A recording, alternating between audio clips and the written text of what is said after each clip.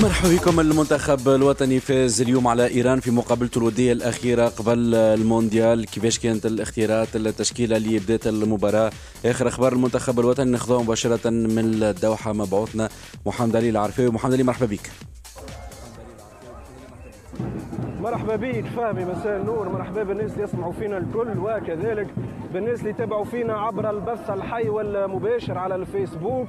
فعلا المنتخب الوطني التونسي كان أجرى اليوم مباراة ودية ضد المنتخب الإيراني، آخر اختبار قبل مواجهة الدنمارك ضمن منافسات الجولة الأولى من المجموعة الرابعة لكأس العالم. والمنتخب التونسي فاز بنتيجة 2-0، أهداف كل من نعيم السليتي في الدقيقة 62 عن طريق ركلة جزاء، وعلي العابدي في الدقيقة 67.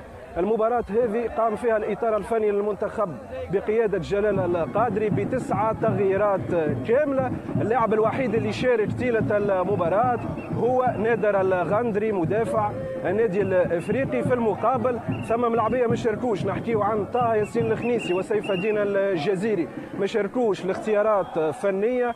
وبالنسبه لبقيه الملاعبيه الحراس المرمى على وجه الخصوص 3 حراس ما شاركوش في المباراه.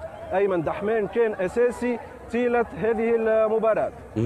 محمد علي، برشا يتسارع على غياب بران المعاقب، شنو الجديد في الموضوع هذا؟ سورتو انه نعرفوه ماخو حمراء في ماتش البرازيل. هل كان الاطار الفني توجه نتاعو انه يحاول ينحي العقوبه باش يكون حاضر في المونديال؟ ما عرفتش عندك اخبار في النقطه هذه؟ صحيح فهمي، ديلان برون ما شاركش اليوم في المباراة، مش لاختيارات فنية ولكن بسبب العقوبة في مواجهة المنتخب البرازيلي الودية طبعا، وبالتالي ديلان برون سيكون مؤهل لخوض المباراة الأولى ضد المنتخب الدنماركي. في المقابل زوز ملاعبية اللي ما شاركوش لاختيارات فنية هما سيف الدين الجزيري وطه ياسين الخنيسي، أيمن البلبولي، البشير بن سعيد، وكذلك الحارس الثالث معز حسن. مشكور محمد علي العرفاوي مبعوثنا لتغطية المونديال. في المقابلات الدولية الودية، السعودية انهزمت أمام كرواتيا 1-0. الإمارات منهزمة أمام المنتخب الأرجنتيني 5-0. مازال جاري الآن المباراة هذه. المنتخب عمان يلعب ضد منتخب ألمانيا. 8:30 الجزائر تواجه مالي، وال9:15 ألبانيا تلعب ضد إيطاليا. سعيد السالي منتظر يكون هو المدرب الجديد للنادي الافريقي بعد ما فسخ عقده اليوم على مستقبل سليمان في انتظار الاعلان الرسمي عن الاتفاق هذا في القادم الساعات. ايضا اتفاق مبدئي حاصل مع القائد السابق للنادي الافريقي اسامه سلامي لاستيلاء بخطه مدير رياضي. الترجي خسر قضيته مع اللاعب الجزائري عبد الرؤوف بن غيثي اللي حكمت له لجنه النزاعات بالفيفا بمبلغ قيمته 257 ألف أورو، ما يقارب المليون دينار بفلوسنا، وهو قرار قابل للطعن من إدارة الترجي. في الهوند اليوم تلعبوا 3 مقابلات مؤجلة من الجولة السادسة. الترجي ربح بحث النخاع 31-30.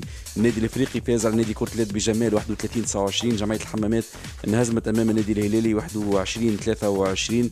بالنسبة لأعلى الترتيب النجم الساحلي الأول 26 نقطة، نادي سقيت الزيت الثاني 25 نقطة، النادي الافريقي والترجي في المركز الثالث ب 21 نقطة، والترجي منقوص من 3 مقابلات. كرة مباراة الأرجنتين وإنجلترا في مونديال 1986، الكرة الشهيرة اللي سجل بها مارادونا الهدف نتاعو بيده بحضور الحكم التونسي علي بن ناصر.